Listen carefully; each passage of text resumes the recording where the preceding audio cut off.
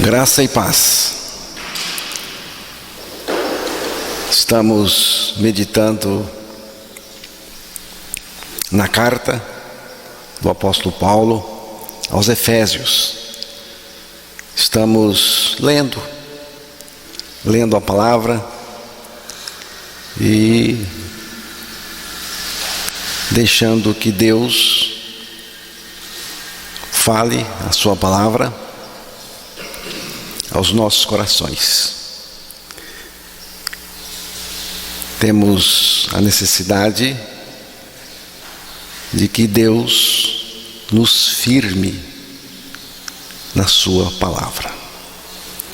Eu tenho essa necessidade de que Deus esteja me firmando na palavra. Estamos vivendo um momento de muita escuridão no mundo, muita escuridão. E parece até que estamos chegando para o finalmente. O pecado, a iniquidade, Jesus disse que aumentaria tanto. Chegaria um momento que ia ser assim, em uma proporção muito grande. E, em consequência, teríamos um esfriamento. E no Salmo 119, no versículo 133, é um verso da palavra que eu gosto muito e tenho feito esta oração ao Pai. Firma os meus passos na tua palavra e não me domine iniquidade alguma. Senhor, firma os meus passos na tua palavra. Você vê, não sou eu. Quem está firmando é Deus. Eu preciso de que Deus mesmo me firme na palavra dele. Me firme, Senhor. Firma os meus passos na tua palavra. Cada dia mais firmados ali na palavra de Deus, e não se apodere de mim, não me domine iniquidade alguma, pecado algum, qualquer outra coisa que venha contra. Eu tenho feito esta oração ao Pai. Firma os meus passos na tua palavra. Hoje nós vamos continuar no capítulo 3 da carta aos Efésios. A gente viu o versículo 1. Agora vamos ouvir a leitura, começando no versículo 1 até o 8.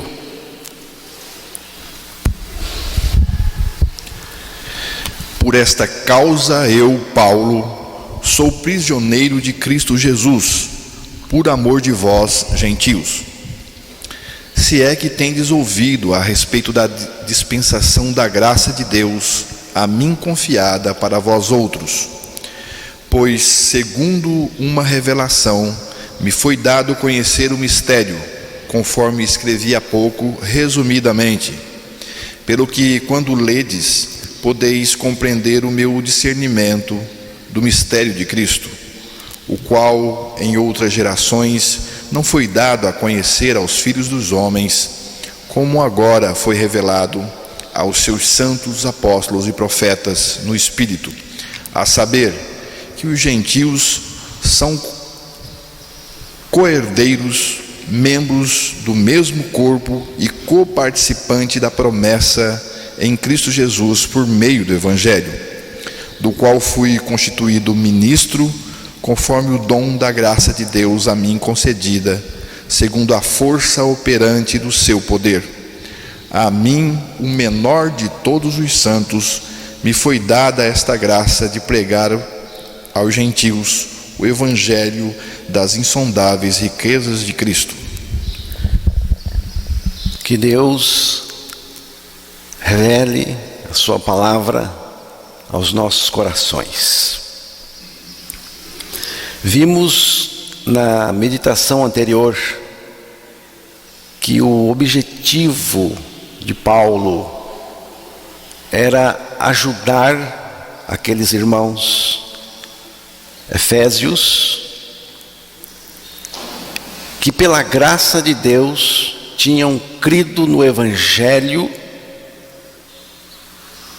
e agora estavam apreensivos e preocupados pelo fato de que o apóstolo estava preso, era prisioneiro. Efésios capítulo 3, o versículo 13, vamos só confirmar. Portanto, vos peço que não desfaleçais nas minhas tribulações por vós, pois nisto está a vossa glória.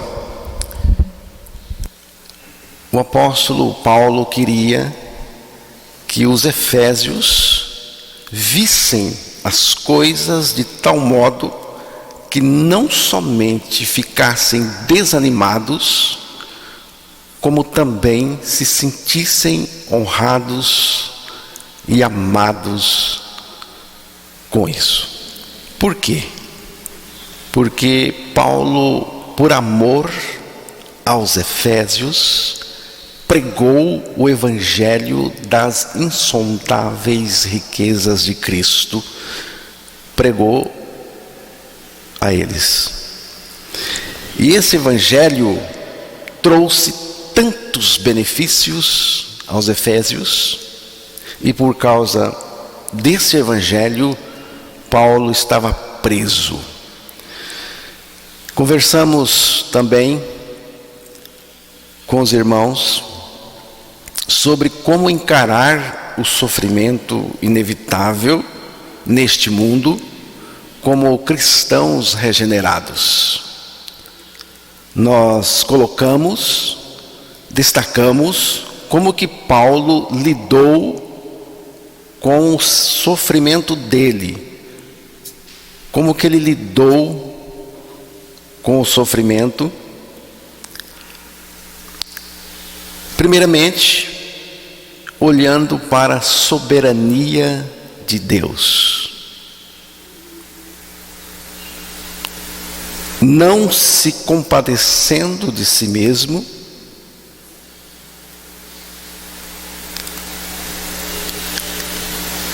mas contido no contentamento em Cristo, não se queixando, porque não adianta nada, e buscando a intimidade com o Pai. Intimidade com o Pai. Agora, a partir do versículo 3, Paulo inicia com uma afirmação que é interrompida no versículo 2, ou melhor, no versículo 1 do capítulo 3 da carta aos Efésios. Paulo inicia com uma afirmação que é interrompida no versículo 2 e só é retomada no versículo 14. Vamos ver aí o versículo 14. Por esta causa me ponho de joelhos diante do Pai. Ele vai falar da causa, que ele começa no versículo 1, e ele diz aí que ele se coloca de joelho diante do Pai. Por esta causa, eu, Paulo, sou prisioneiro de Cristo Jesus, por amor de vós, gentios. Aí ele volta a dizer lá no versículo 14, que foi lido: por esta causa me ponho de joelhos diante do Pai. A frase "por esta causa" se refere ao que ele disse anteriormente acerca de Deus, da sua graça e como que Deus salvou aqueles irmãos efésios.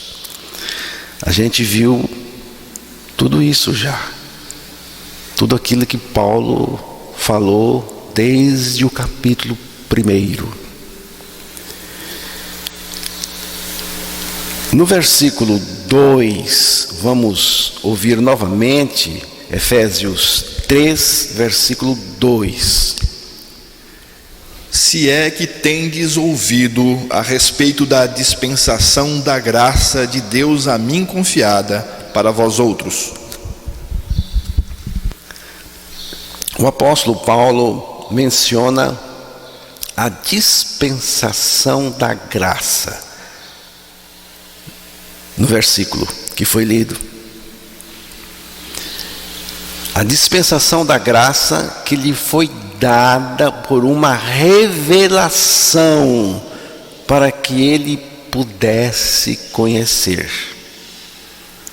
Deus deu a Paulo uma revelação para que ele pudesse conhecer. Porque se Deus não revelar, nós não podemos conhecer.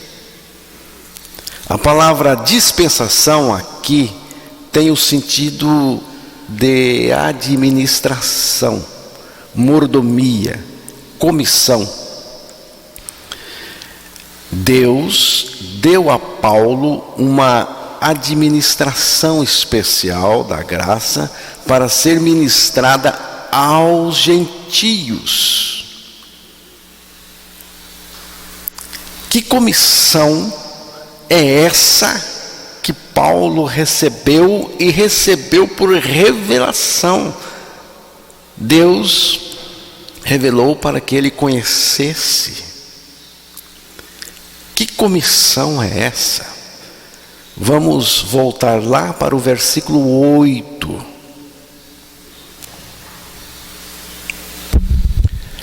A mim, o menor de todos os santos, me foi dada esta graça de pregar aos gentios o evangelho das insondáveis riquezas de Cristo.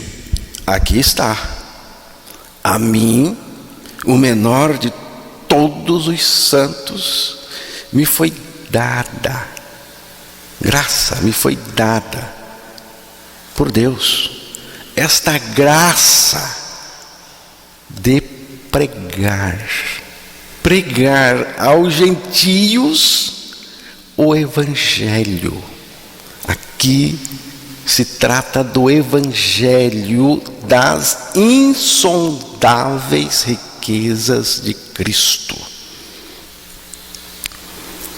Paulo ganhou a revelação do evangelho. E ganhou a revelação do evangelho na sua própria experiência. E esse evangelho revelado na sua própria experiência se tornou um depósito que lhe foi confiado. Porque o evangelho tem que ser revelado na nossa experiência. Por isso que Paulo diz assim: o meu evangelho, porque agora é meu, está em mim, na minha experiência. E agora eu vou pregar o Evangelho. Paulo foi um mensageiro do Evangelho da graça de Deus. Paulo pregou o Evangelho para os efésios e eles creram e foram salvos, porque não existe salvação fora do Evangelho. Efésios capítulo 1, versículo 13. Vamos relembrar. Em quem também vós, depois que ouvistes a palavra da verdade, o evangelho da vossa salvação, tendo nele também crido, fostes selados com o Santo Espírito da promessa. Paulo pregou o Evangelho, eles creram, foram salvos. O que é Evangelho? O que é o Evangelho? Etimologicamente significa boa notícia, boa nova, as boas novas da salvação. Mas qual é a boa mensagem? A boa nova, a notícia alvissareira que eu tenho na morte de Jesus e na ressurreição de Jesus Cristo. É que na morte de Cristo, Ele nos fez morrer com Ele para o pecado. E na sua ressurreição, na ressurreição de Cristo, nós também fomos ressuscitados juntamente com Ele. E a partir da nossa ressurreição juntamente com Cristo, da minha ressurreição com Cristo, o próprio Cristo está em mim. Em mim, Cristo é a minha vida. Em mim, Cristo vive. Gálatas capítulo 2, versículo 19 e 20.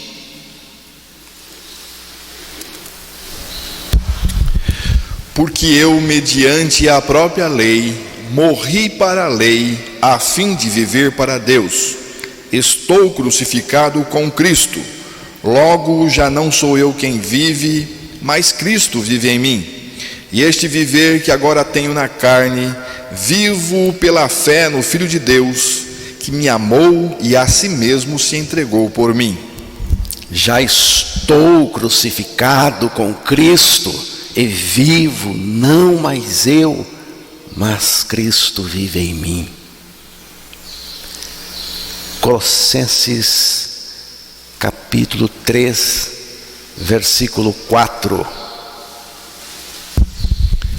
Quando Cristo, que é a nossa vida, se manifestar, então vós também sereis manifestados com Ele em glória.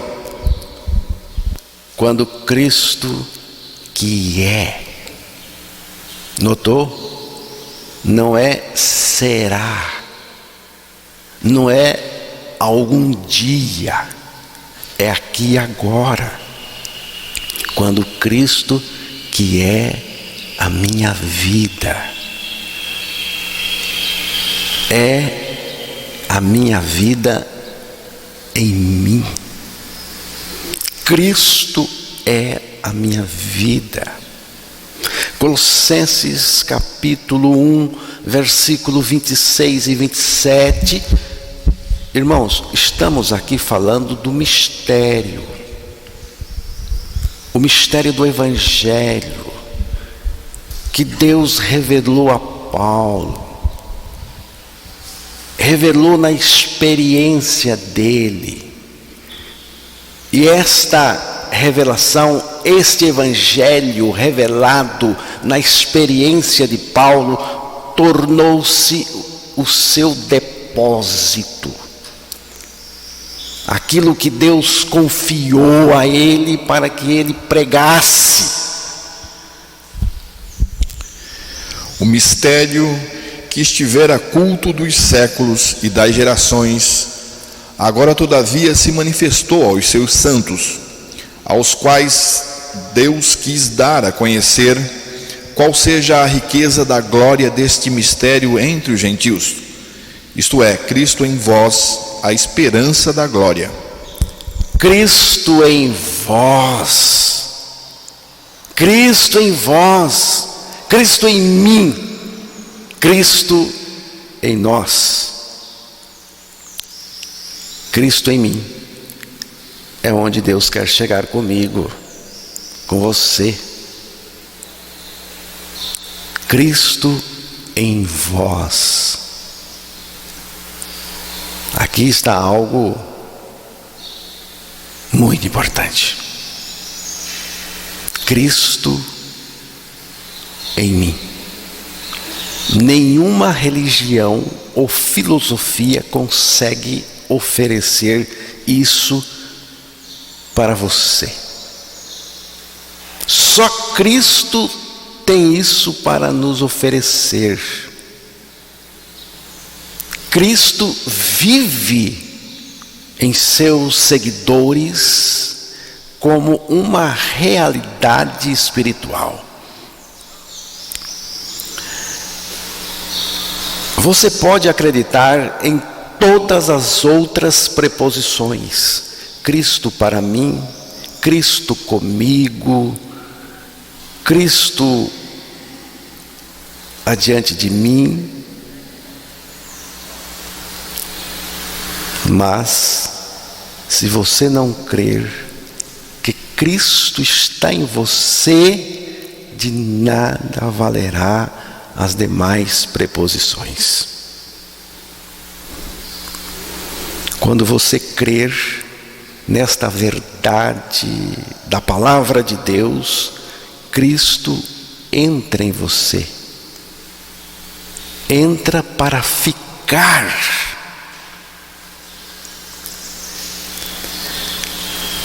Você já parou para pensar no Deus Todo-Poderoso, Todo-Suficiente, vivendo em você, tomando conta de tudo? Há um ser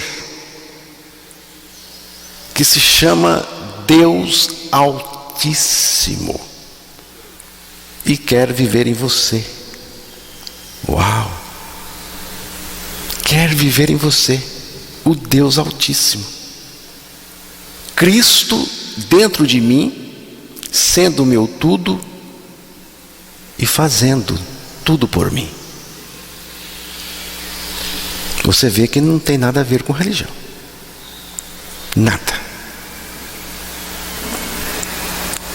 É o Evangelho das insondáveis riquezas de Cristo. Cristo toma conta de mim, em mim. Estou sob seus cuidados, governo, direção e responsabilidade. Jesus Cristo não apenas me ensina, mas me ocupa. Ele vive em mim. Jesus Cristo vive em mim. Cristo em mim. Cristo em nós. É o assunto mais importante. Mais importante. Não tem outro.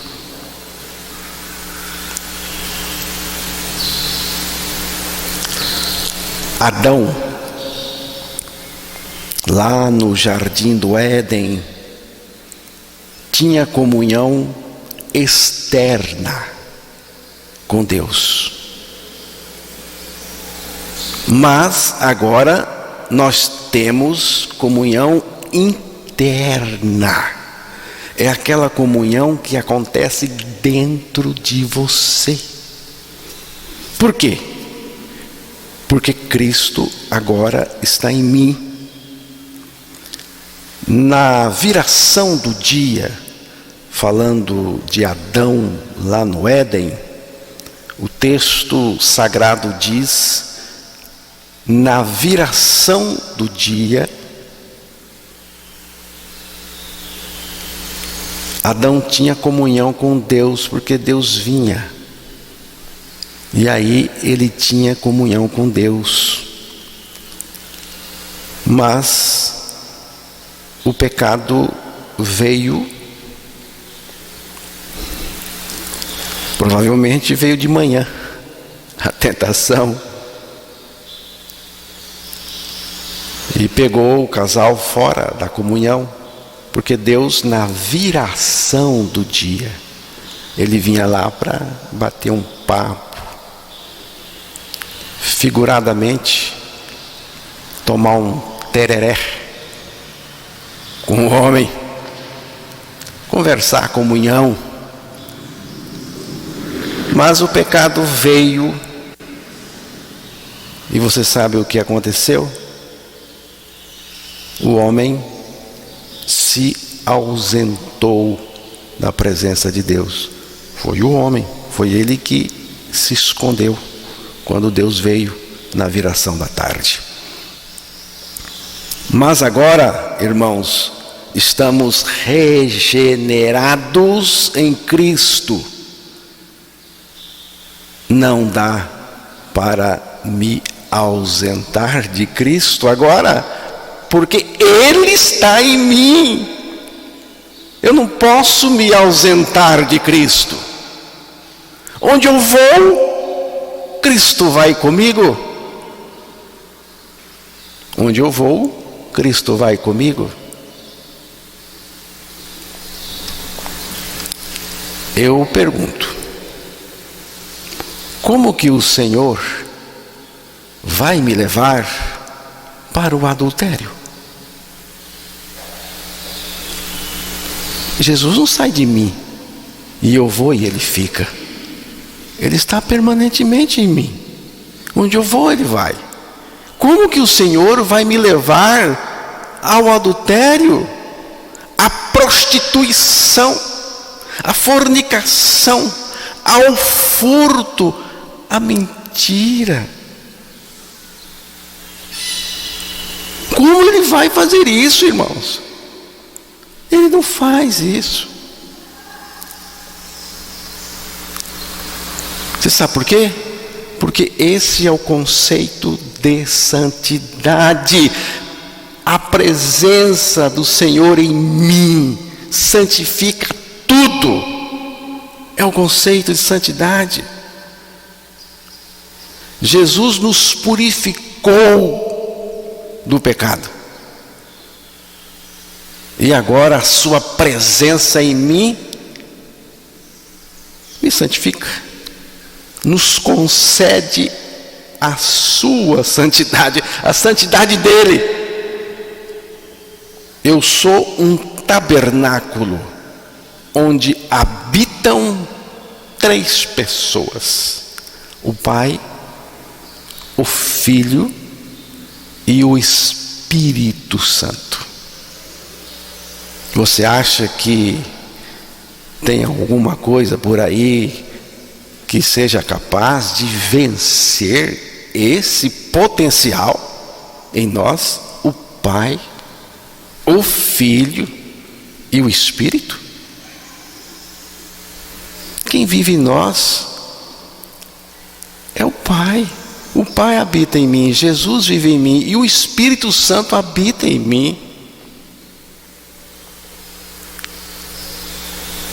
Você já leu lá quando Noé, irmão José Rabelo, soltou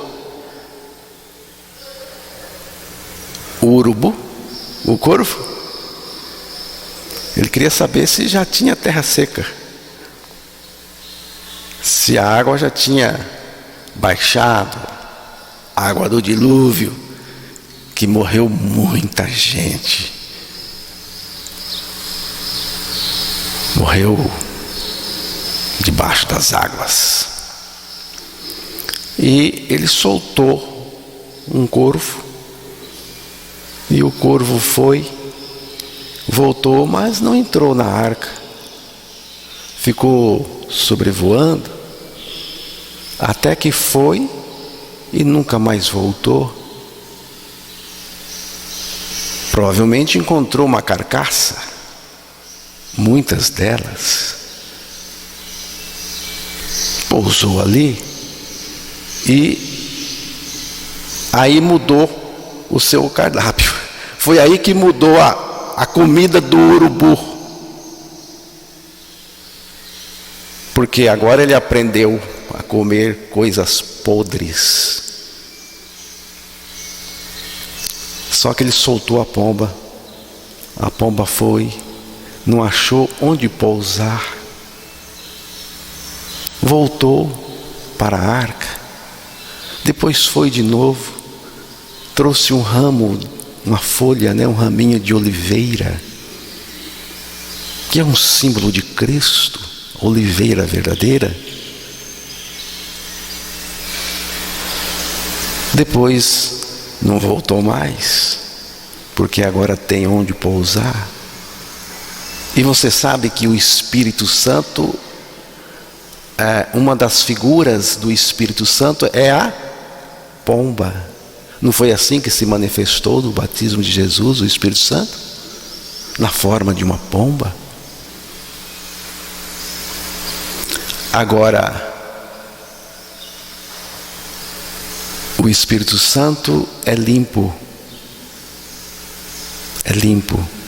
Ele não é urubu. Por isso que o Espírito Santo não é dado ao mundo. Você sabia? Que o Espírito Santo é dado só à igreja, aos santos de Deus. Porque ele vem para pousar nos santos de Deus e na igreja e permanecer agora. Agora o Pai está em mim, o Filho está em mim, o Espírito Santo está em mim, e eu estou indo aí para o pecado. Não tem sentido, tem?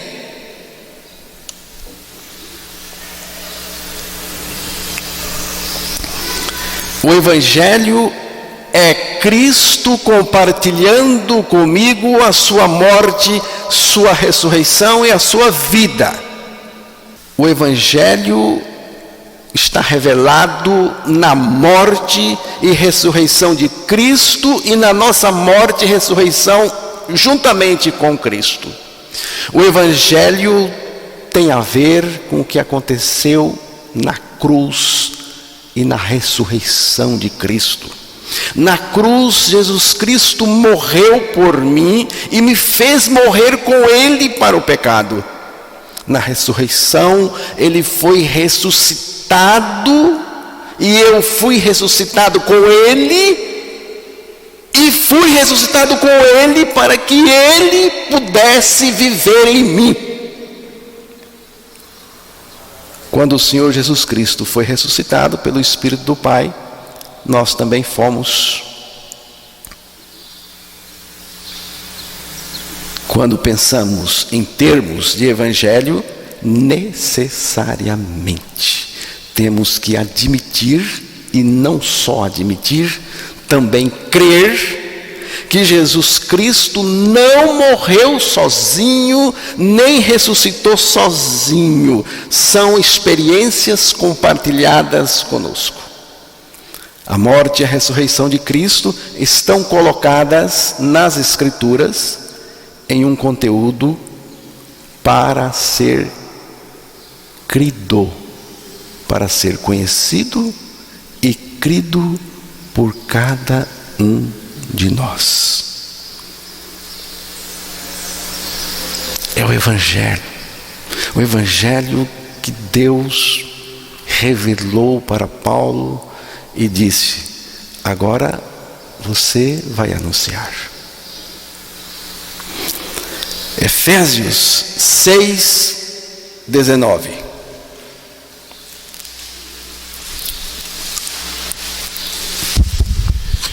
E também por mim, para que me seja dada no abrir da minha boca a palavra, para com intrepidez fazer conhecido o mistério do Evangelho.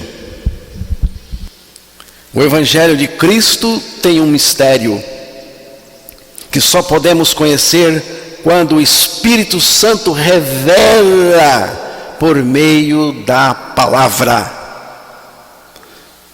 Revelou para Paulo, que pregou o Evangelho aos Efésios, e eles também foram revelados e creram.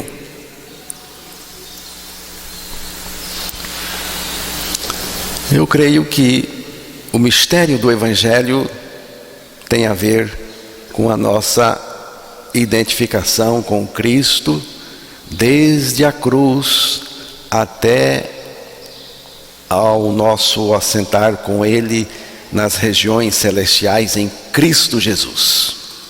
O Evangelho tem uma coisa extraordinária, maravilhosa, nova para anunciar ao nosso coração. Nós morremos e ressuscitamos com Cristo, e Cristo agora é a nossa vida.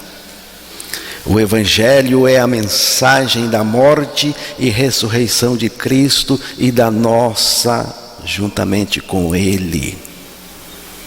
Essas duas realidades em uma só. A morte do Senhor, a nossa com o Senhor, a ressurreição do Senhor e a nossa ressurreição com o Senhor. São duas realidades em uma só, porque foi na união com Ele. Por isso, Paulo chama de nossa união com Cristo. No Antigo Testamento, o cordeiro do sacrifício morria, mas o pecador continuava vivo. Por isso, o sacrifício tinha que ser repetido depois, e repetido, porque o pecador continuava vivo, o velho homem continuava vivo, intacto. No Novo Testamento, a coisa muda.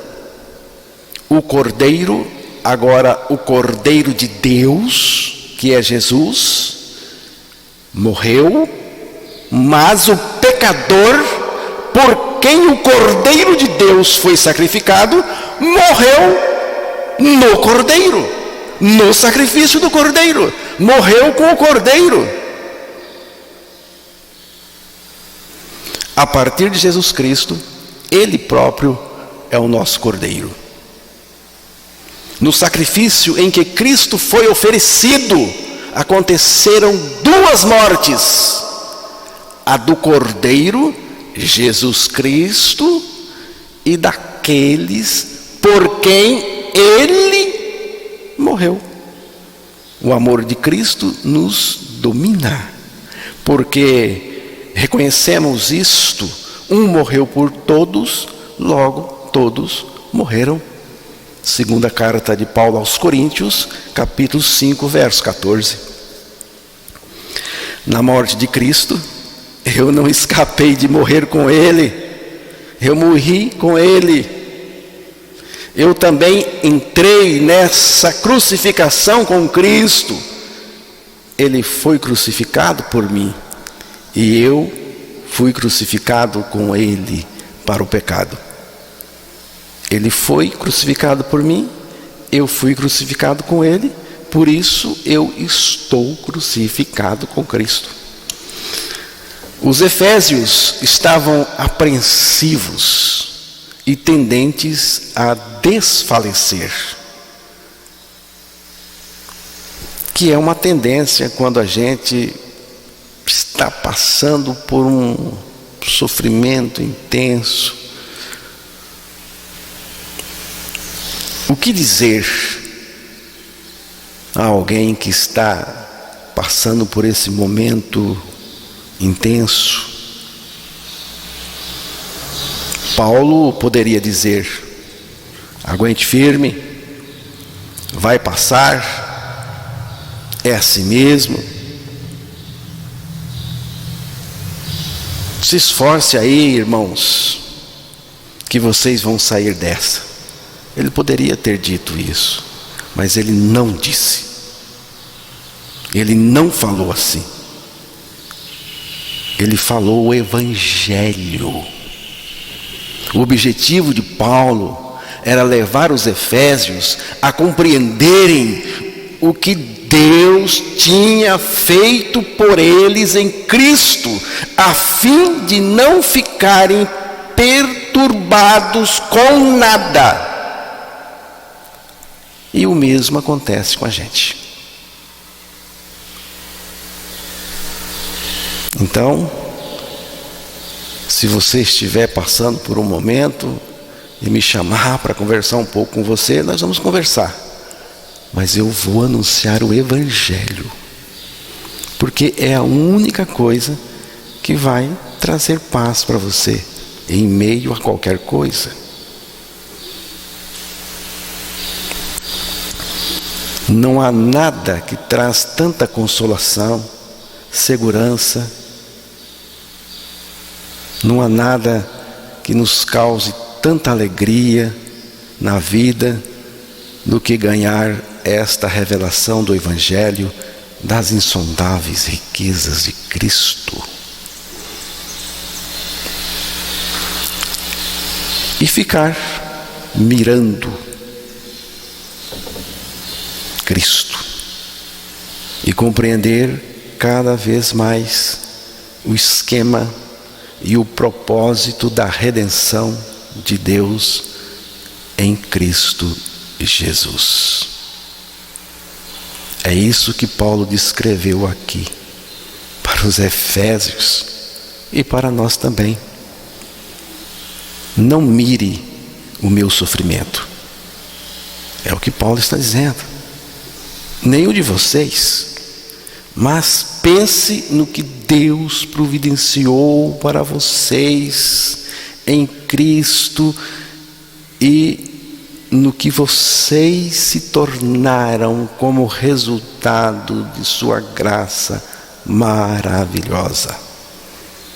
Efésios 3:2. Se é que tendes ouvido a respeito da dispensação da graça de Deus a mim confiada para vós outros.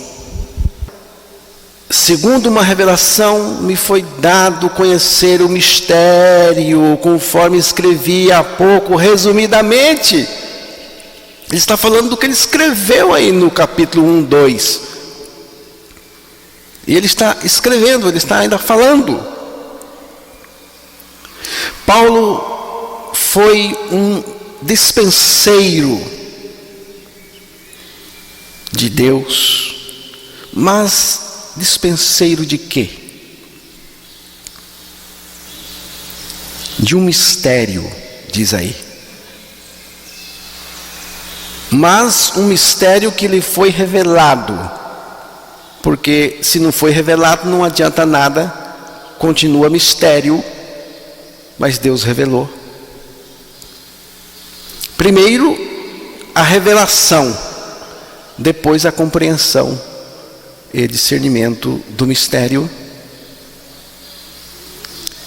Ele não chegou a essa compreensão pensando, raciocinando, filosofando, especulando.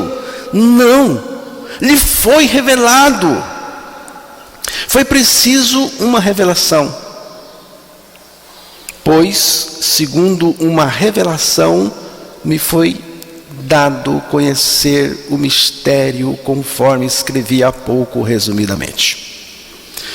Verso 4 e 5. Pelo que, quando ledes, podeis compreender o meu discernimento do mistério de Cristo, o qual em outras gerações não foi dado a conhecer aos filhos dos homens, como agora foi revelado aos seus santos apóstolos e profetas, no Espírito.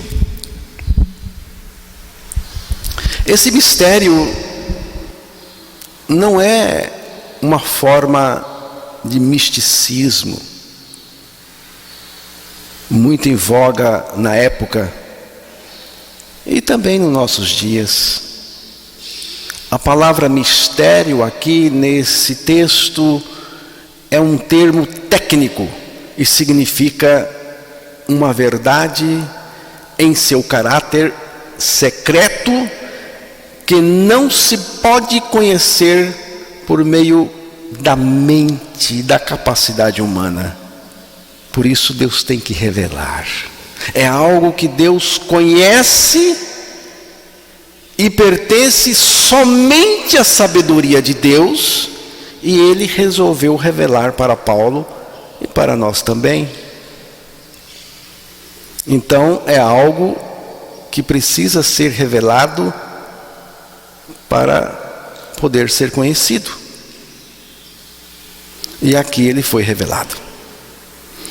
Esse mistério foi guardado por Deus até o momento considerado por Ele para ser revelado e revelado pelo Espírito Santo. Mas agora é o que o texto diz.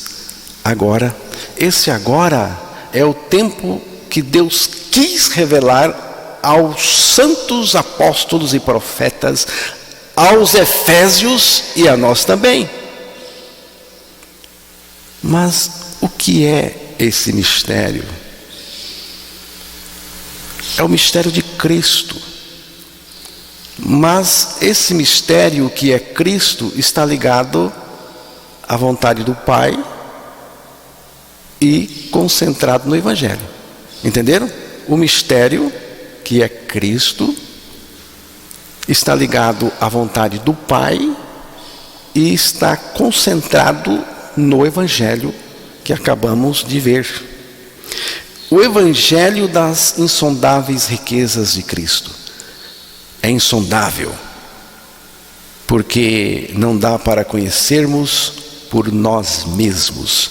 Por isso o Espírito tem que revelar.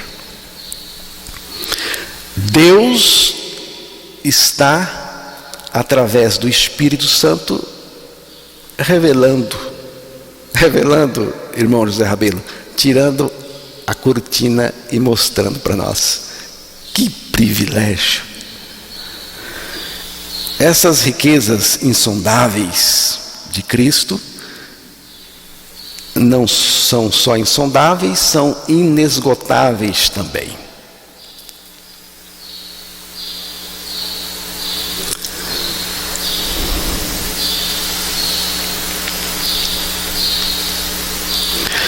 E o resultado que esse evangelho produziu nos gentios, no caso os efésios, foi maravilhoso. A saber que os gentios são co-herdeiros, membros do mesmo corpo e coparticipantes da promessa em Cristo Jesus por meio do evangelho.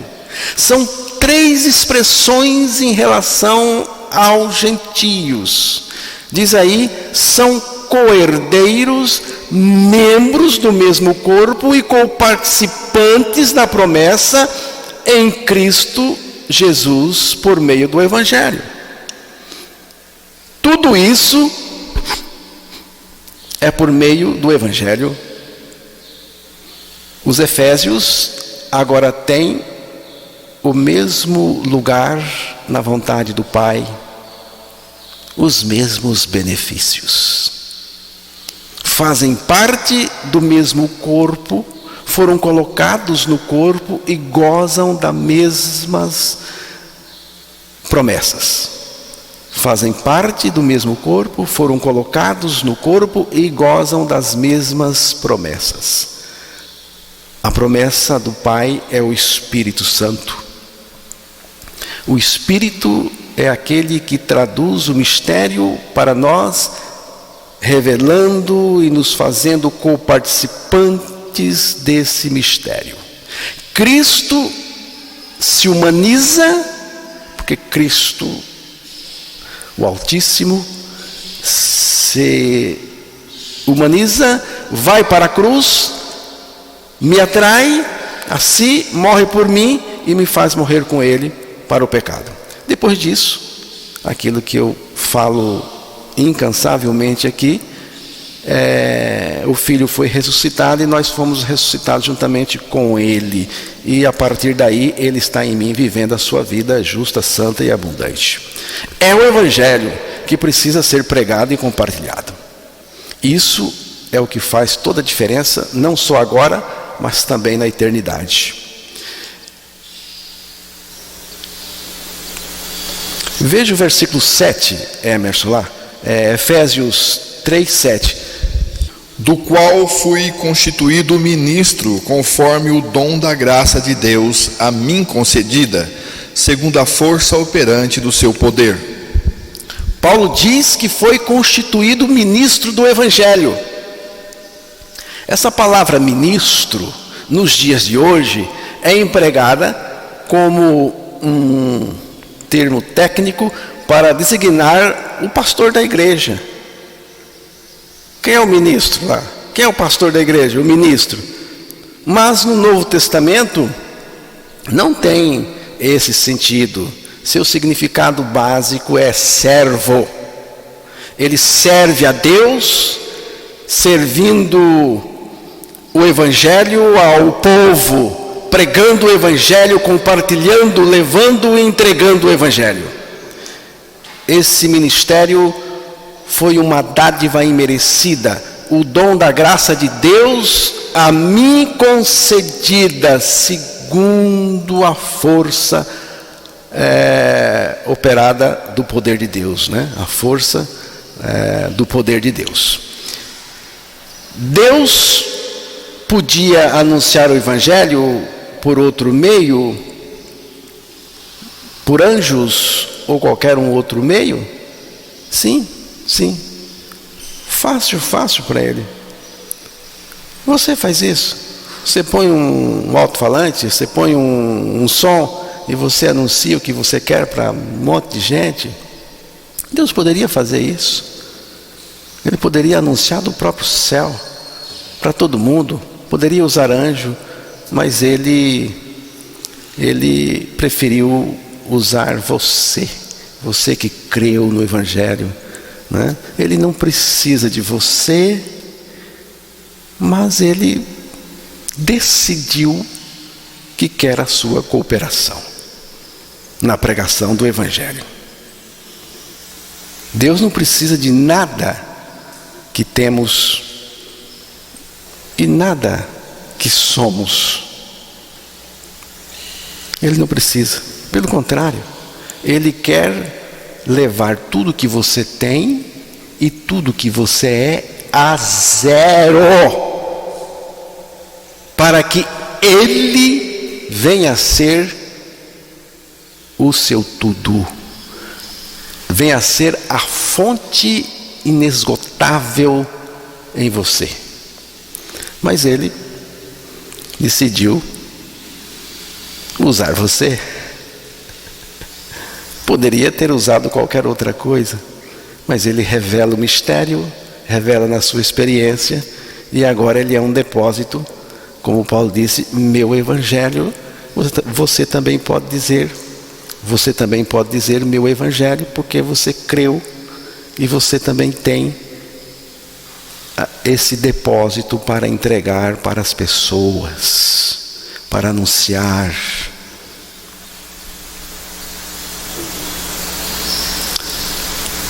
Mas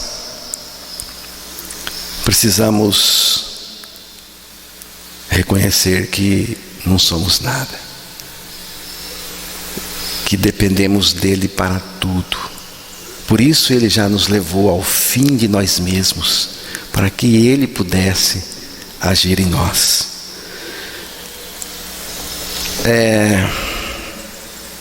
A cruz não pode ser apenas uma ideia. A cruz não pode ser apenas um cântico. Cantamos muito sobre a cruz aqui. Mas será que não é só cântico? Nós precisamos que a cruz seja uma experiência internalizada em nós.